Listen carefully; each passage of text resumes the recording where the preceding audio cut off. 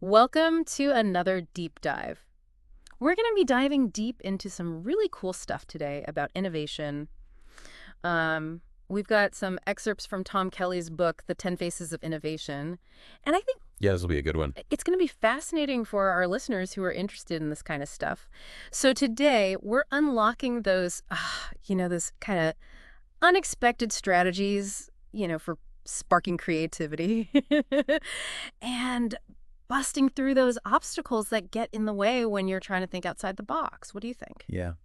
What I really like about Kelly's take on innovation is that it's not just about, sitting in a room and brainstorming or just trying to come up with ideas out of thin air. Right. He focuses on the people, Yeah. the human side of it. Like, what are the roles that people play in making innovation actually happen? I like that. And one of the first things that really jumped out at me when I was looking at these excerpts was this idea of the devil's advocate.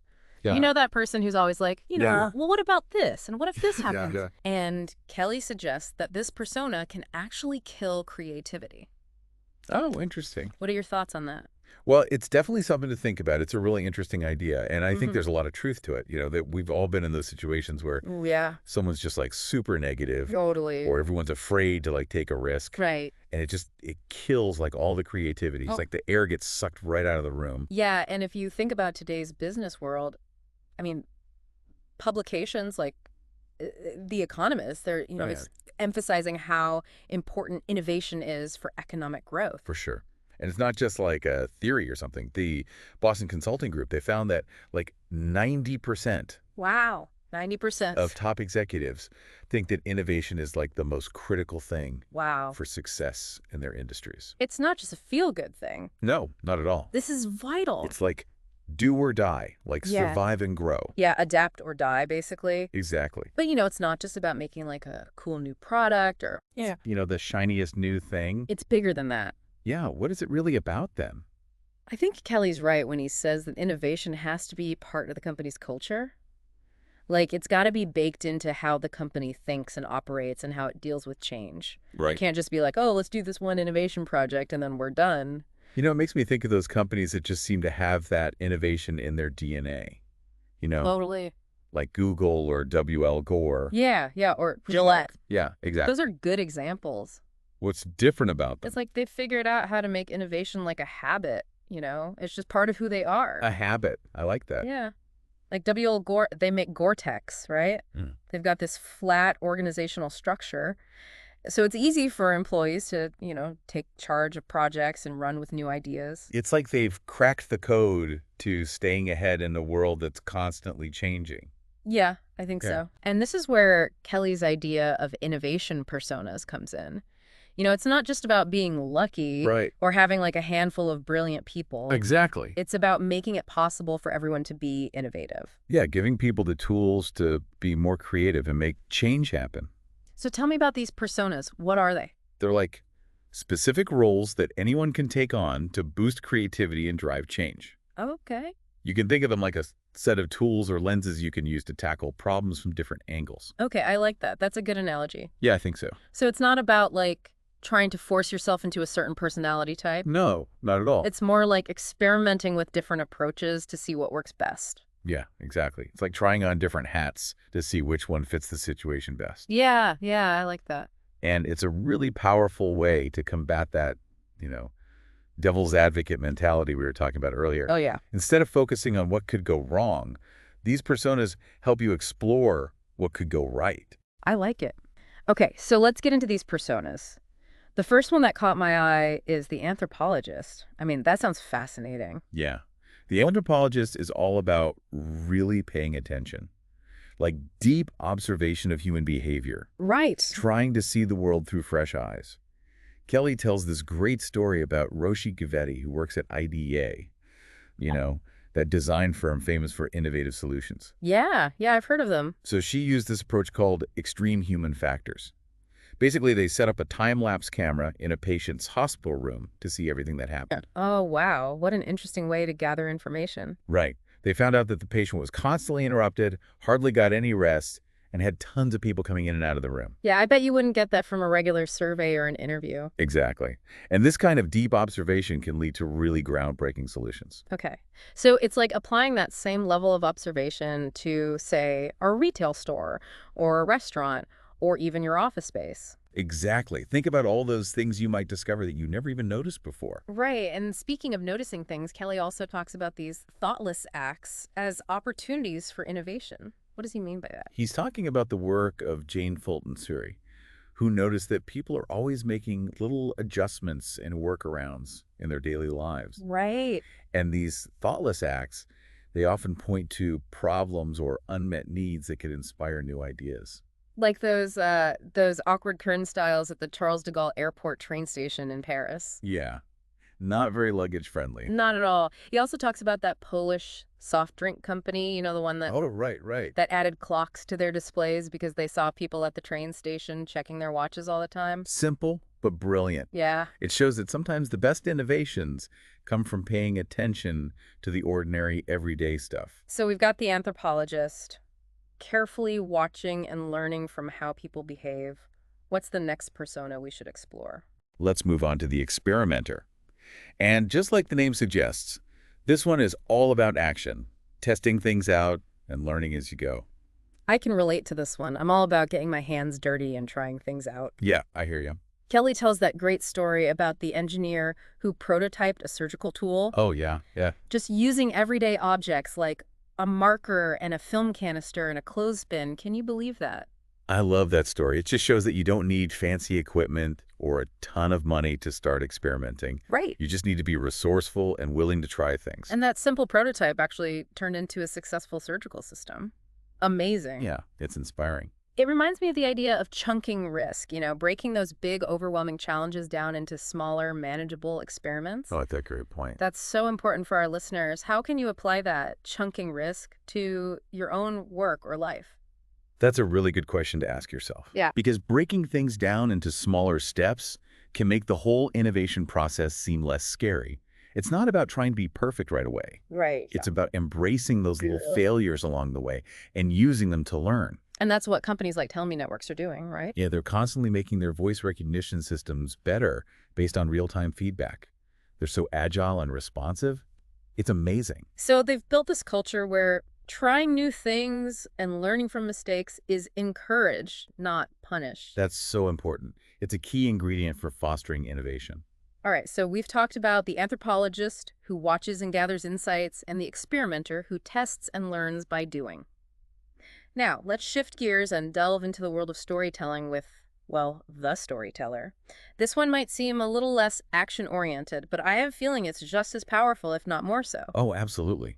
The storyteller may not be building prototypes or conducting experiments, but they're essential. Why? They shape how people see things, they build morale, Mm-hmm. and they communicate the value of innovation. Right, We right. can take complex ideas and turn them into stories that connect with people on an emotional level. Like Kelly talks about Medtronic, the medical device company. Right. They use patient stories to show how their products make a real difference. It's a brilliant strategy. Those stories bring their mission to life and help people connect with the company on a deeper level. Yeah. It reminds us that innovation isn't just about data and tech. It's about human connection and making a positive impact. Exactly. So it's like everyone has a story to tell, and those stories can be powerful tools for innovation and positive change. Couldn't agree more. Okay, so we've got the anthropologist observing, the experimenter testing, and the storyteller connecting through narrative. What other fascinating personas are there in Tom Kelley's toolbox? So we've seen how individuals can use their powers of observation, experimentation, and storytelling to drive innovation. But how do you actually navigate an organization to make those ideas a reality? That's where the organizing personas come in. Okay, so we're moving from the individual level to the organizational level. Interesting. Tell me more about these organizing personas. How do they contribute to the process? Think of them as the bridge between inspiration and actually making it happen. They're the ones who can cut through the red tape, rally support, and create an environment where innovation can thrive. The first one that catches my eye is the hurdler. I imagine someone jumping over obstacles with grace and determination. What's the story behind this persona? Kelly talks about this employee at 3M who invented Scotch tape. Oh, wow. Scotch tape? But at first, people weren't really on board with his idea, but he didn't give up. He found a really creative way to get around the company's purchasing system. How'd he do that? He knew that any purchase over $100 needed a bunch of approvals. Right. So he just placed a bunch of orders for $99, staying under the limit. That's brilliant. He really believed in his idea. But it makes you think, where do you draw the line between being persistent and bending the rules? That's a good question. Every innovator has to wrestle with that. I mean, in this case, it worked out. I mean, it led to billions of dollars in profit for the company. Yeah, that's true. But you have to make sure you're acting ethically and in the best interest of the company. Okay, so the hurdler is all about finding creative solutions to roadblocks and keeping things moving. What's the next persona in this category? Let's talk about the collaborator. This one seems super relevant now, don't you think? Yeah, totally. Collaboration is essential in pretty much every field these days. What makes the collaborator so effective at driving innovation? The collaborator is all about bringing people together, different perspectives, and getting them to share ideas. And then finding solutions that work for everyone. It's like the whole is greater than the sum of its parts. Exactly. Kelley gives an example of this customer service manager who teamed up with a corporate buyer who was actually pretty skeptical at first. But they worked together, brainstormed new ways to improve their collaboration, and ended up doubling their sales. Wow, that's amazing.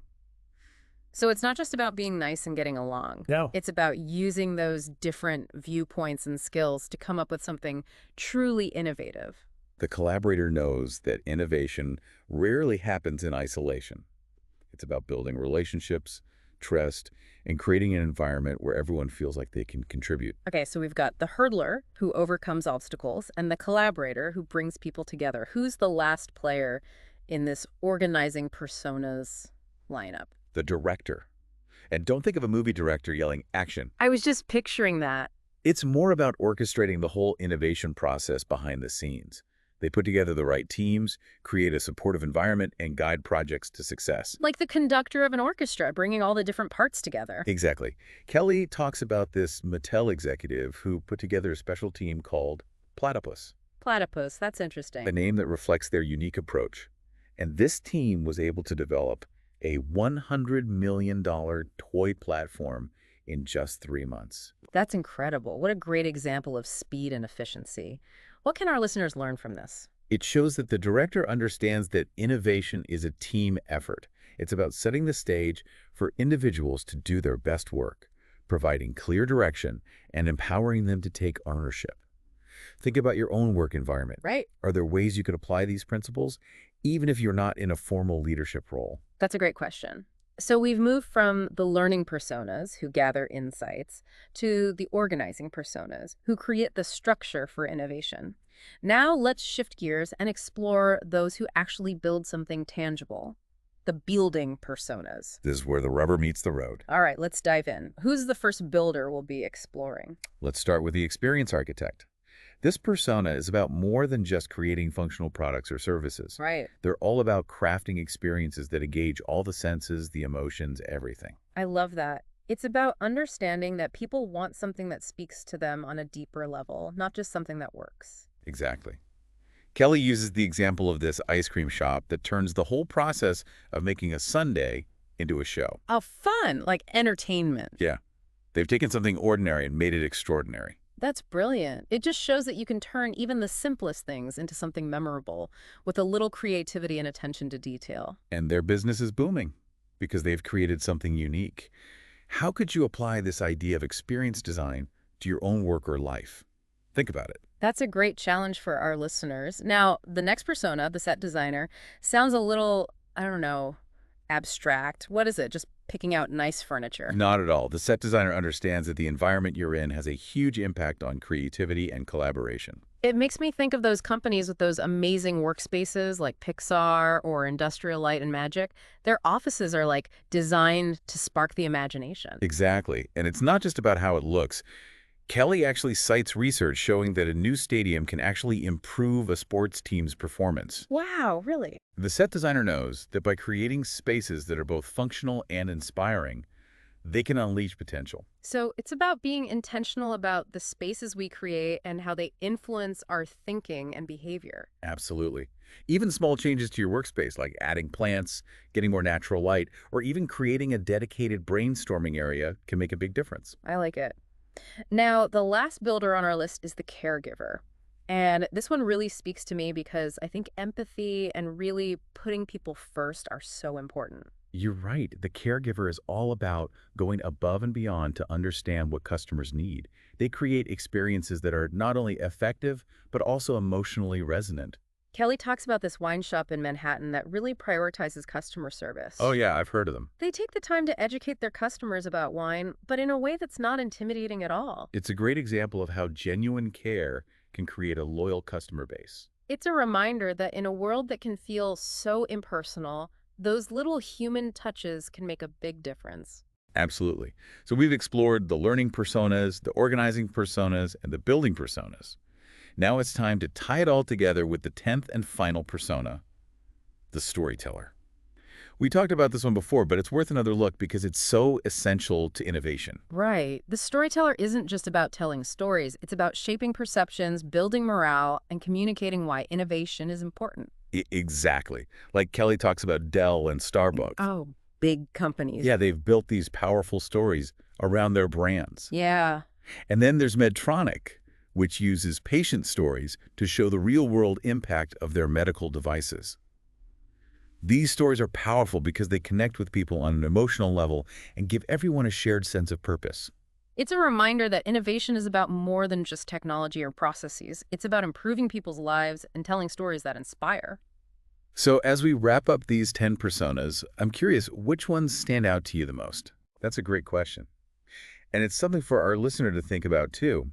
How could they use these different roles to unlock new possibilities in their own work and life? Wow, we've really taken a deep dive into Tom Kelley's innovation personas, from the anthropologist's careful observations to the storyteller's powerful narratives. It's been quite a journey. As we kind of wrap things up here, what are your biggest takeaways from all these different roles? What really stands out to me is how Kelly emphasizes that anyone can be an innovator. Right, right. It's not about having a fancy title or anything like that. It's about having the right mindset and using the right tools and strategies. It's like he's giving everyone permission to make a difference, to come up with new ideas and make them happen. Yeah, exactly. And these personas, they're not supposed to limit you. They're more like tools that you can use to approach challenges in a new way, to be more creative and get better results. So it's not about picking one persona and sticking with it forever. It's about trying different approaches and seeing what works best in each situation. Exactly. Yep. Kelly even says that he finds himself embodying different personas throughout the day, depending on what he's working on. Like, he might be an anthropologist in the morning, observing a customer interaction, and then switch to an experimenter in the afternoon, testing out a new prototype. It's like we all have the potential to be multifaceted innovators. We just need to tap into those different sides of ourselves. Absolutely. Mhm. And just imagine the amazing things that could happen if companies really embraced this idea. Yeah. If they created a culture where everyone felt empowered to contribute their ideas and talents. It's about moving away from that fear of failure that can really hold people back. Yeah. What if we all just embraced experimentation, encouraged collaboration, and maybe, just maybe, kept that devil's advocate persona in check a little bit? That's the key, creating an environment where people feel comfortable taking risks, learning from mistakes, and building on each other's ideas. So it's not just about coming up with the next big thing. It's about constantly evolving and adapting to meet the changing needs of the world. And these personas, they give us a framework for approaching innovation in a more thoughtful and impactful way. Absolutely. So, dear listener, we've given you a peek into the world of innovation personas. Now it's your turn to think about it. If you could pick one persona to develop, which one would it be? And how could you start using these roles in your own work and life? Maybe you're drawn to the anthropologist's sharp observation skills and their ability to understand what people really need and want.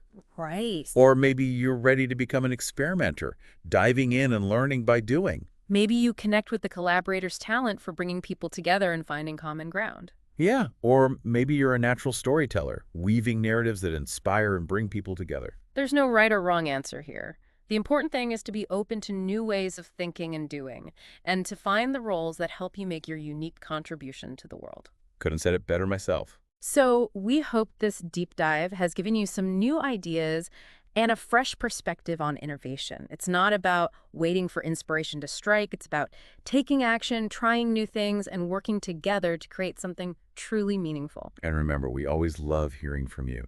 Share Yes. your thoughts and questions on social media. Tell us which persona resonates most with you and how you plan to unleash your inner innovator. That's right. Thanks for joining us on the deep dive. Until next time, keep exploring.